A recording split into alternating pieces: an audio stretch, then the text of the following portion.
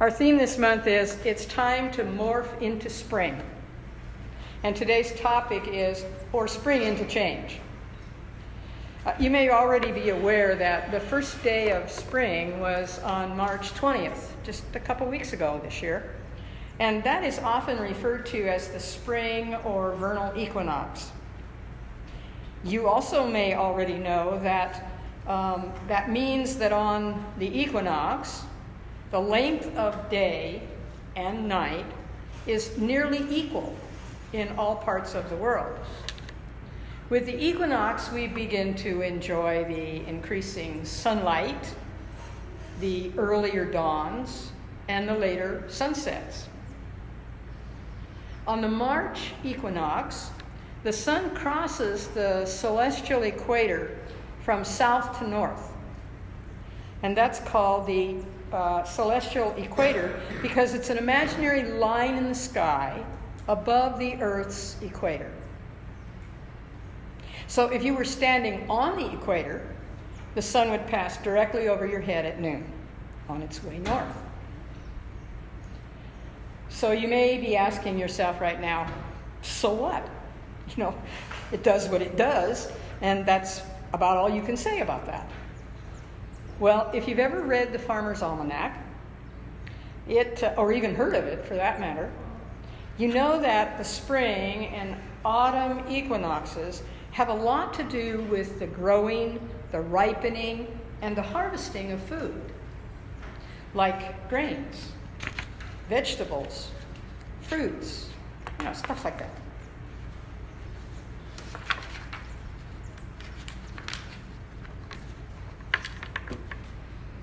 Though we are somewhat sequestered here in the islands of Aloha, we're sequestered from the changing seasons pretty much, aren't we? They occur in so many other parts of the world, but it doesn't seem like it here very much where we live. I do have one example, though, of that in my yard, of the changing of the seasons, of the responses of plants. I have 2 plumeria bushes in the front yard, and they go dormant in the winter. I'm not sure how they know it's winter, but they know it's winter. And all their leaves fall off. They bear no flowers. They just look like dead sticks. But about 2 weeks ago, voila! I looked out the window of my office, which is on the front of the house, and there were green leaves all over those dead sticks on both plants. And that was right around the time of the vernal equinox. How do they know? Even here in Hawaii, but they do. Here in Hawaii, we don't typically have what you would call notable changes in seasons because we're in the tropics. We're an area of the Earth between 23.5 degrees north and south of the equator. We are between the Tropic of Cancer and the Tropic of Capricorn, for those of you who follow that kind of stuff. It corresponds to the 23.5 degree tilt of the Earth's axis, for those of you who are scientific along with metaphysical. And since it's so close to the equator, the length of our days are not appreciably affected, not nearly as much as they are, for example, in the more extreme latitudes during the year when it gets about as much sunlight here in the islands in December as it does in July. Now, there are some differences if you happen to watch it like I do, because I like to be out on my lanai at daybreak, then I want to know what time daybreak is. The sun rising where I live is different in the materials that are provided to us because of that big mount over there that causes the sun to come up at different times than would be the case if it were flat. And because it moves across the horizon during the course of the year. Have you noticed that? That in the summertime, from my house, it comes up way over here on the left-hand slope of the mountain as I look at it. But as the year progresses, it climbs up to the peak and then back down the other side. And by June, it's in between Mauna Kea and Mauna Loa when I look out my kitchen window. Same thing happens in the ocean. Have you noticed that? That part of the year you can look in a certain direction and the sun is setting there. But 2 weeks or a month later, it's setting there. I think we have more of a purview of how this works during the course of the year than most places in the world because we have such visibility. So anyway, this stimulated my thinking that if plants, trees, bushes, and all sorts of flora in the world are vitalized when these earthly events are unfolding, maybe we are too. At least we must be impacted in some way by it. Hence this month's theme, it's time to morph into spring. Morph, as most of you know, younger than I, for sure you know, that's the short version of the word metamorphosis. And metamorphosis in the animal world means the process of transformation from an immature form to an adult form in stages. Oh, you know I'm going to have fun with that, don't you? In the world of spiritual beings having a human experience, it means the change of form or nature of a person into something different. I shall, however, focus my attentions this month on the spiritual aspects of that and not the physical ones. So early in my metaphysical studies of science of mind, I had a teacher who talked one day about the parallels of the 4 seasons in nature, duplicating in the spiritual being having a human experience.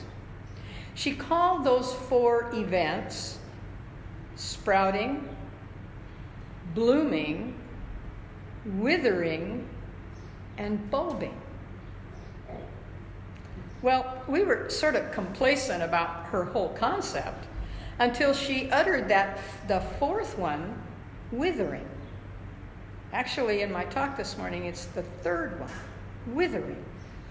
Bulbing, sprouting, blooming, withering. Hard not to go to the physical when you think about the word withering, the visual that you get. But when I get to it, which I will in a few minutes, you'll understand the meaning that I'm putting forth here. In the meantime, though, be consoled with the words of Will Rogers, who said, "Some people try to turn back their odometers. Not me. I want people to know why I look this way. I've traveled a long way, and some of the roads weren't paved." So just kind of hold that in your thought. So let's start with step 1, sprouting. When we first get into any new idea of learning, like the delicate little sprout of a plant when it first breaks through the earth in the springtime, we're not only small in size, and by that I mean thought, metaphorically speaking, we're hesitant. We're perhaps even overwhelmed by how much is out there that is new to us. We're easily swayed by the winds of different beliefs, ideas. We're challenged by the rains that immerse us, if you will, in different ways of thinking and speaking.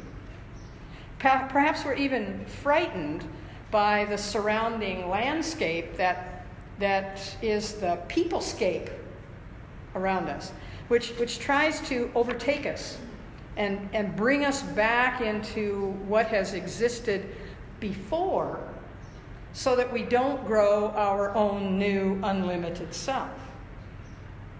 But like that fresh new little plant, we can be focused and determined that these new ideas that we're learning, and like the hardy little plant, we can burst forth into the sunlight with those ideas, and that develops for us a shining new consciousness.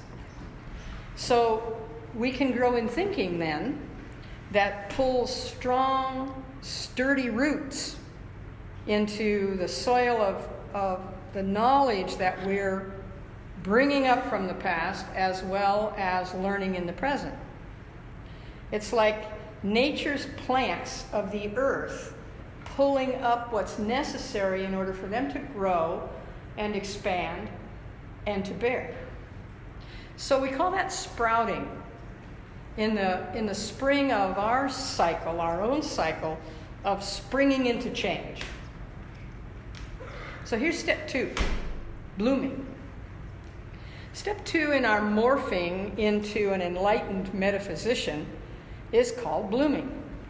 Have you noticed that people who begin to grow their consciousness in the presence of others who have already begun walking that path of spiritual growth and expansion, that we who are like sprouting new plants in the process have an overwhelming pull or push to share it with the whole wide universe, or at least the whole world, and certainly the whole place where you live, and absolutely the house you live in.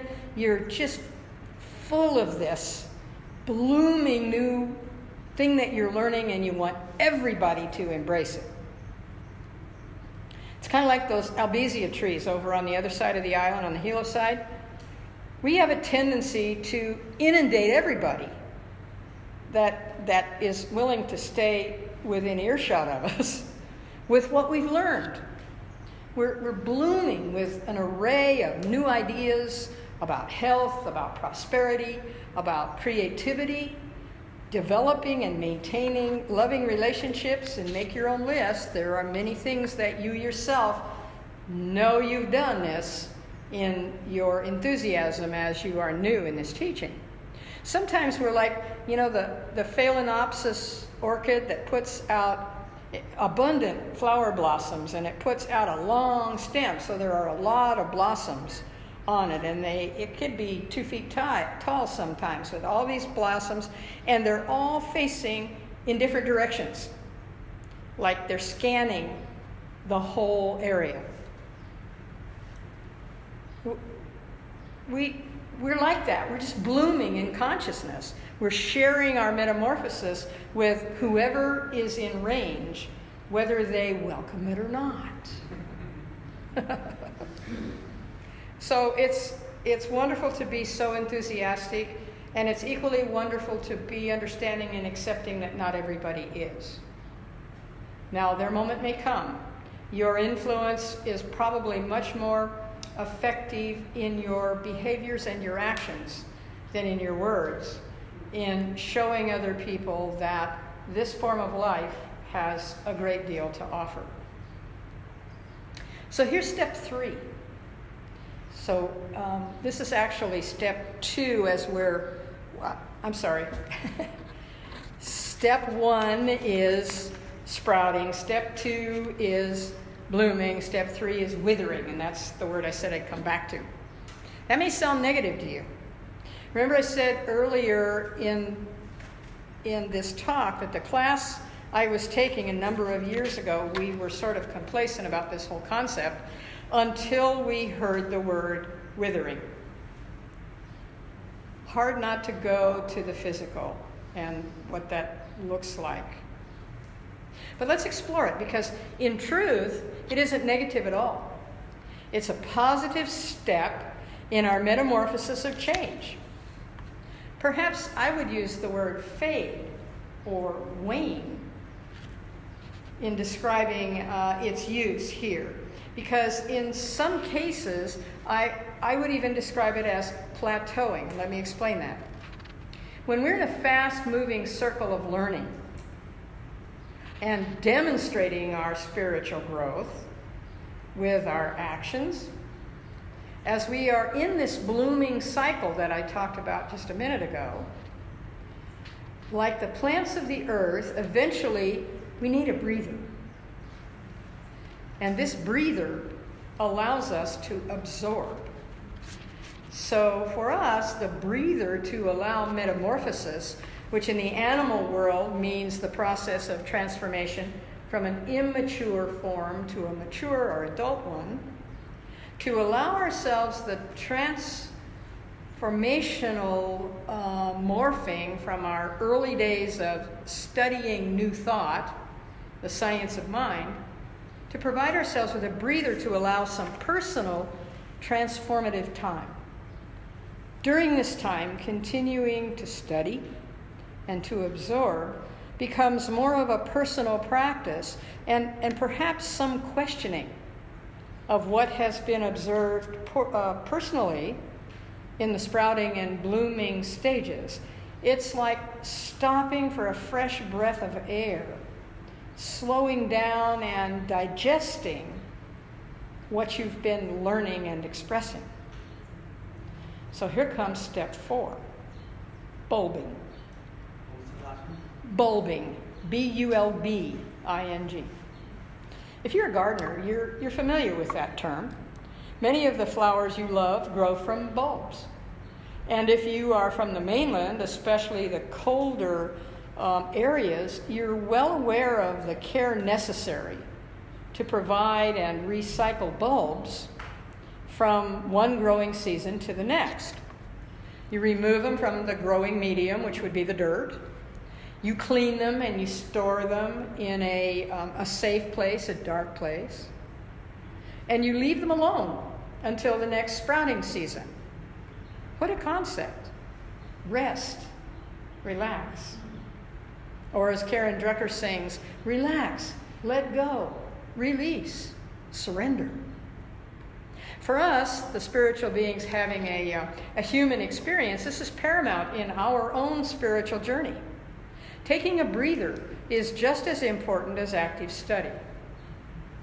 This doesn't mean you forsake your spiritual practices, not at all. You just go about them gently and happily, grateful that you have them and you know how to use them. In other words, this would be a time to practice, not study heavily. You're resting, but not hibernating, although some do hibernate. You know, as in attending a retreat or taking a trip to a quiet place, a reflective place to just be. This is the kind of thing that I'm talking about. You may go somewhere to a retreat, or you may create one of your own. One of our members has one upstairs in her studio where she makes quilts. And that's where she goes to enjoy and to be meditative at the same time. But this too is restorative. For when the sprouting time comes around again, you're refreshed, you're renewed, you're strengthened, you're ready to grow and blossom, bloom some more. So in the earth cycle of each one of us, these seasons of nature playing out in our lives probably don't parallel spring, summer, fall, and winter as they appear on the calendar. Because each one of us is on our own calendar for spiritual practice and expansion, depending on when and where we entered this teaching. So release any concerns that you have to start on a certain day or date or month or season. You start right where you are. And you move forward, you move upward and onward from there. This also relieves each one of us from comparing our own spiritual journey to anybody else's. Reverend Joe Hooper, who is the spiritual director at the Center for Spiritual Living in Palm Desert, California, describes it this way. He says, "We are so blessed to be endowed with a thinking mind that allows us to transcend the physical nature and commune with the spiritual nature of our being. As we contemplate and become closer to our spiritual nature, we begin to realize the vastness of life that stands before us and on which the infinite infinitely makes an impression. We are its impress. We are its living, breathing activity." So when and where we consciously step into this cycle of life, this metamorphosis of spiritual maturation, isn't an issue. What is important is that we do it, that we step into it knowingly, conscientiously, and expectantly. Reverend Joe concludes, "Then we can take our place in this system of energy and allow universal mind, God, to pour over our lives as we experience our good." The only thing I can add to that at this point is grant yourself the gift of springing into change. And so it is.